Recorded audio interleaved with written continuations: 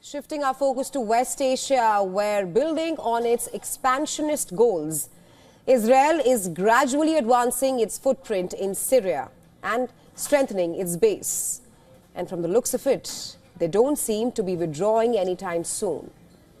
Look at what Israeli Defense Minister Israel Katz has said. He said that the army is preparing to stay in Syria for an indefinite period. He said that during his visit to the military outpost in the security area on the summit of strategic Mount Hermon. Moreover, the government has tasked the Israeli Defense Forces, or the IDF, to prevent Syrian forces from gathering within 65 kilometers from the border with Israel. Apart from this, the Israeli army claims to be building more outposts along the buffer zone between Israel and Syria.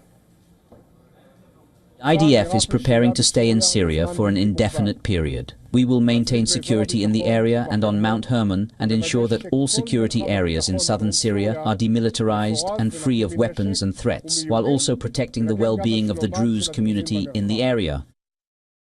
And going by its moves, it is as if Israel has had it all planned out, which it seeks to execute in stages, or if we can say phases. As a part of its primary target, Israel seeks to control the largest possible area of Syria and later segregate it into 3 regions that form what it calls its defense system. That's what Israel is planning to do. Let's tell you about these 3 areas now. Number 1 is the region extends from the peak of Mount Hermon to the Syrian-Jordanian-Israeli border south of Tiberias. This is important because it allows the army to monitor Damascus and the Bekaa region in Lebanon. The second region, closer to the borders, includes towns in southern Syria and is called the security zone. The third region, called the area of influence, it spans over 65 kilometers, bordered on the east by the Damascus-Suaida highway.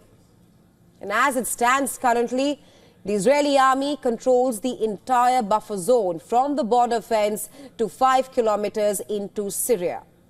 3 IDF brigades are openly stationed there as well, and they are tasked with preventing infiltrations to Israel.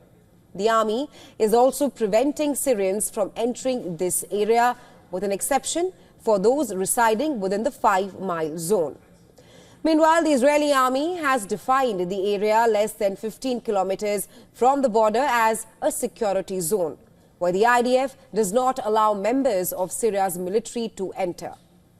The IDF is also preventing Syrian troops from stationing long-range weapons up to 65 kilometers from the border. As per reports, Israel is in talks with Russia as well to strengthen Russian military bases in Syria.